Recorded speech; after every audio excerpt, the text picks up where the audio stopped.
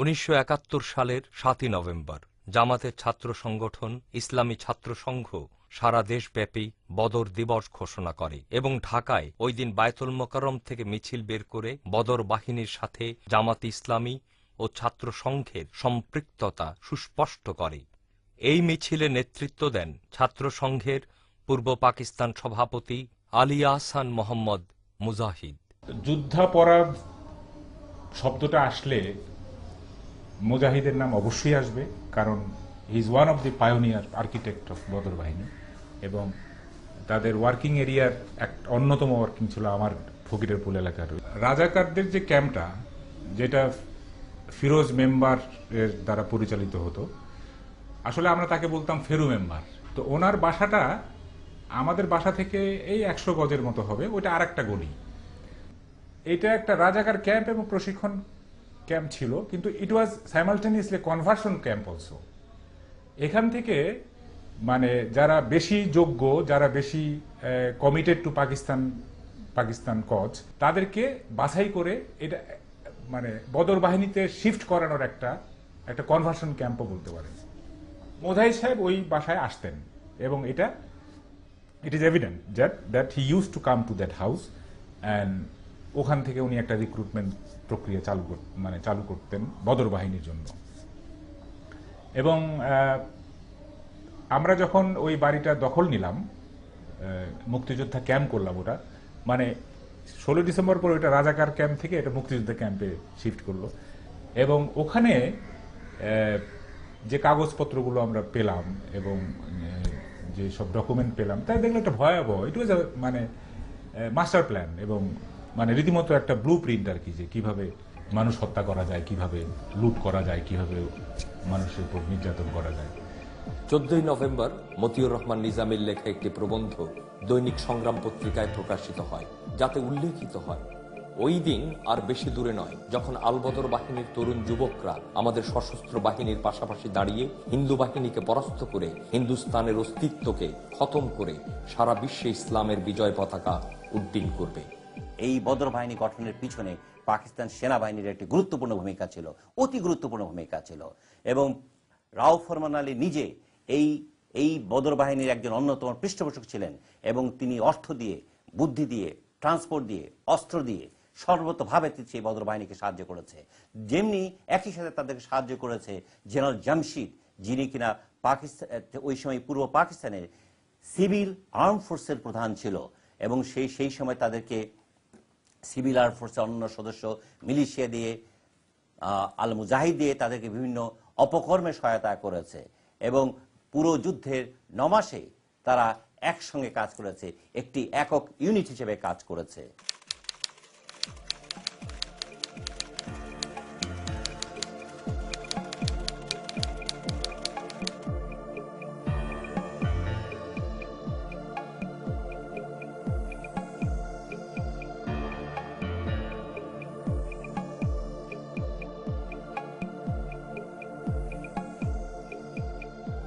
November মাসের মাঝামাঝি এই বাহিনী বুদ্ধিজীবী হত্যার ব্লুপ্রিন্ট তৈরি করে, যদিও এই কাজ অনেক পূর্বেই শুরু হয় এবং এর সুস্পষ্ট ইঙ্গিত পাওয়া যায় 23শে সেপ্টেম্বরের নিজামীর বক্তব্যে, যেখানে তিনি রাজনৈতিক বুদ্ধিজীবীদের হত্যার প্রচ্ছন্ন ইঙ্গিত দেন।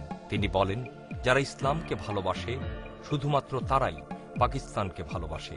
এবারের উদ্ঘাটিত এই সত্যটি যাতে আমাদের রাজনৈতিক বুদ্ধিজীবীরা ভুলে যেতে না পারে, সেজন্যে সর্বাত্মক প্রচেষ্টা চালাতে হবে।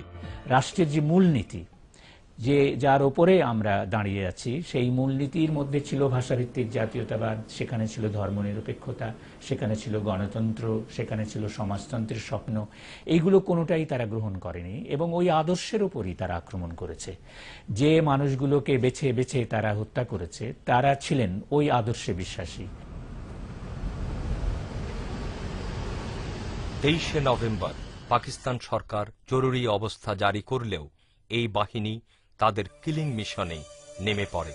এরা 15 ডিসেম্বর পর্যন্ত বুদ্ধিজীবীদের ঘর থেকে তুলে নিয়ে প্রথমে পাশবিক অত্যাচার ও পরে হত্যা করে এবং এই পুরো অপারেশনের সরাসরি হত্যাকাণ্ডে জড়িত থাকার জন্য চৌধুরী মঈনুদ্দিন, আশরাফুজ্জামান খান, আব্দুল খালেক ও ইমরানের নামে সুস্পষ্ট প্রমাণ পাওয়া যায়। এই সময় দুটি ঘটনা সারা ঢাকা শহরে আতঙ্ক সৃষ্টি করেছিল। প্রথমত, একটি জিপে জনসভা করা এবং স্বাধীনতাকামী মানুষকে হুমকি দেয়া। অপরটি ছিল একটি চিঠি যা বেশ কয়েকজন বুদ্ধিজীবীকে দেয়া হয়, যাতে তাদের মৃত্যুর জন্য প্রস্তুত থাকতে বলা হয়। এমনি একটি চিঠি দিয়ে সাবধান করা হয়েছিল সাংবাদিক সিরাজউদ্দিন হোসেনকে। পরে 10 ডিসেম্বর রাত 3টায় তাঁর বাড়িওয়ালাকে গান পয়েন্টে ধরে তার বাসায় করাঘাত করা হয়।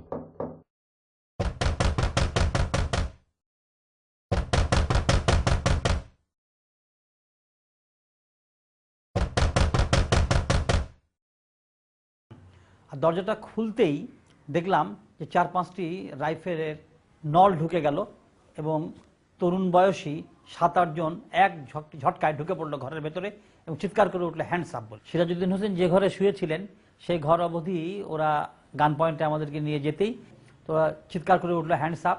একটি গামছা চাইলো তারা, চোখ বাঁধার জন্যই বোধ করি। আম্মা কান্নাকাটি করছিলেন, ছুটোছুটি করছিলেন। আম্মা একটি গামছা এনে দিলেন। কিছুক্ষণ পর একটি গাড়ির শব্দ পেলাম, বুঝতে পারলাম যে ওই গাড়িতে করে তাকে নিয়ে যাওয়া হলো। মিরপুর বা রায়ের বাজারের বধ্যভূমিতে লাশ খুঁজে পাওয়া যায়নি সিরাজউদ্দিন হোসেনের। লাশ খুঁজে পাওয়া যায়নি ঢাকা বিশ্ববিদ্যালয়ের বাংলা বিভাগের অধ্যাপক মুনীর চৌধুরী। এটি মেজর জেনারেল রাও ফরমান আলীর নোটবুক থেকে একটি পাতা। এই পাতায় মোট 20 জন বুদ্ধিজীবীর নাম লেখা ছিল, যার মধ্যে 11 জনই 14 ডিসেম্বরের মধ্যেই অপহৃত ও নিহত হয়েছেন। ঢাকা বিশ্ববিদ্যালয়ের অধ্যাপক মুনীর চৌধুরী তাদের একজন। আমি গেটটা খুলি, হঠাৎ দেখি যে ভাই নিজেই দেখছিলেন যে নিচে কি হচ্ছে। ওনাকে বাইরে নিয়ে আসার পরে এরা খুব সমীহর সাথেই মনে হলো যেন স্যার আসসালামু আলাইকুম, কেমন আছেন স্যার ইত্যাদি, এবং বলল যে আপনাকে আমাদের সাথে একটু ধানমন্ডি থানায় যেতে হবে। তো বড় ভাই একটু 2 কদম পিছে হেঁটে বলল যে তোমাদের কথায় তো আমি যেতে পারি না। এই সময় একটা ছেলে ঘুরে এসে ধরে বন্দুকটা ওনার পিঠে ধরলেন, ধরে বললেন যে স্যার চলুন। একটা আয়রন গেট, হাফ গেট খোলা থাকে সর্বদাই, ওটা দিয়ে উনি চলে যাচ্ছেন। সেই দৃশ্য আমার আজও মনে আছে। যাওয়ার সময় বলল যাই রে ভাই, আমি বললাম যা।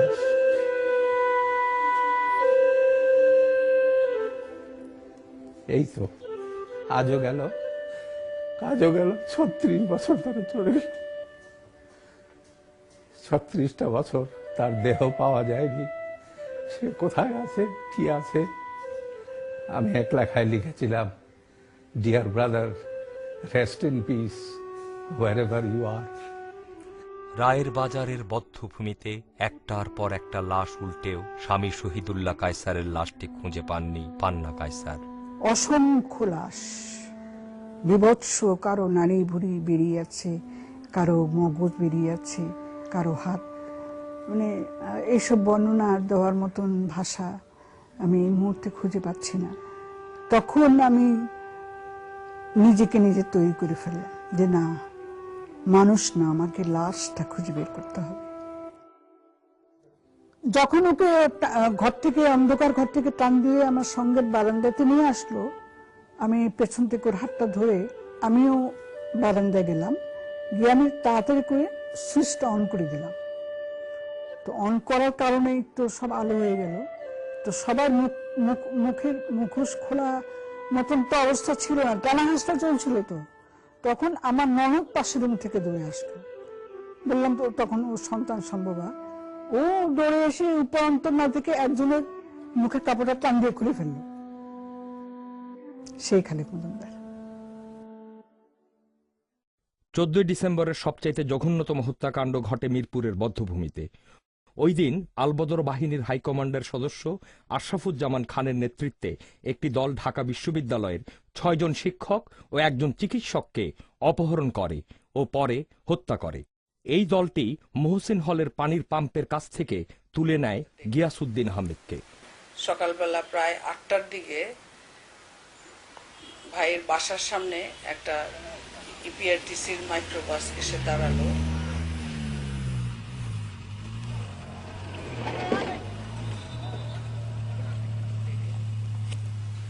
মিনিট পাঁচেক পরেই আমাদের বাসার দরজায় করাঘাতের শব্দ পাওয়া গেল। আমার হাজবেন্ড নুরুল হক সাহেব গিয়ে দরজা খুলে দিলেন। সম্ভবত আমি খুলে দিলাম কথা, এবং গিয়াসুদ্দিনের আরেক কাজিন ছিলেন বাসায়, সেও খুলতে পারে, আমার ঠিক স্পষ্ট মনে নেই আজকে। এসে জিজ্ঞেস করলো গিয়াসুদ্দিন সাহেব আছেন নাকি। দুজন লোক ঘরের ভেতরে ঢুকলো, তাদের হাতে ছিল রাইফেল। একজনের মুখ কালো রুমাল দিয়ে বাঁধা ছিল। তারা প্রত্যেকটা ঘরের ভেতরে ঢুকে খাটের নিচে, বাথরুমের ভেতরে উকি দিয়ে তন্ন তন্ন করে সব খুঁজে বের হয়ে গেল। কিন্তু যাবার সময় আমার ছোট এক মামাতো ভাই, বুয়েটের 4th ইয়ার স্টুডেন্ট, সে ছিল আমাদের সাথে। তার হাত ধরে টেনে নিয়ে গেল যে আপনি আমাদের সাথে আসেন, হলে কোথায় উনি গিয়েছেন তাকে খুঁজে বের করে দেবেন। পরে আমার ভাই ফেরত এসে জানালো যে হলের ভেতরে ঢুকে পানির পাম্পের কাছে তারা ভাইকে পেয়েছে এবং সেখান থেকে ধরে এনে দারোয়ানের গামছা নিয়ে তার চোখ বেঁধে তাকে মাইক্রোবাসে তুলেছে। ওই সময় মাইক্রোবাসে মনে হয় আর কেউ ছিল না।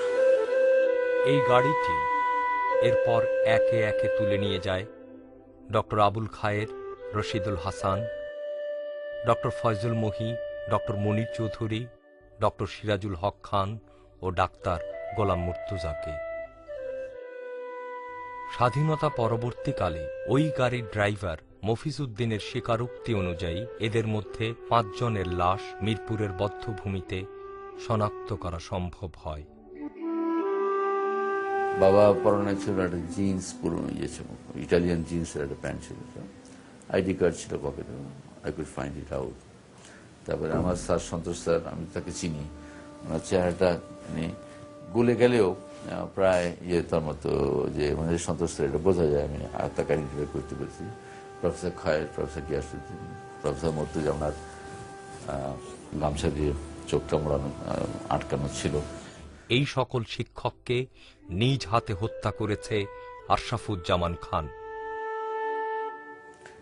স্মার্ট, ফর্সা, হ্যান্ডসাম, দাড়ি, চাপ দাড়ি মানে ওরকম দাড়ি না, বেশ ছোট করে কাটা দাড়ি। ওনার নাম কি আশরাফুজ্জামান? ইয়েস, আশরাফুজ্জামান। আপনি ওনাকে আইডেন্টিফাই করেছিলেন? তখন আইডেন্টিফাই করেছি আমি তখন আইডেন্টিফাই করেছি। এই নামটা আমার অনেকদিন, মানে চেহারাটা অনেকদিন পর্যন্ত আমি একবার মনে রাখার চেষ্টা করেছি। ওনাকে আপনি কিভাবে আইডেন্টিফাই করেছিলেন? চিনলাম মানে কি, যে ছবি দেখে চিনেছি, আমার যদি ছবি দেখাতো, কারণ ওরা তো কেউ মাস্ক পরা নেই, ওরা মানে খোলা চোখ মুখেই এসছে, ওরা সবাই মাস্ক পরে কেউ আসে নাই। তো ন্যাচারালি ও সামনে ছিল, হি ওয়াজ আস্কিং অল কোয়েশ্চেন্স, যে উনি কোথায় কি। তো ন্যাচারালি আমার পুরো দৃষ্টিটা তার দিকেই ছিল।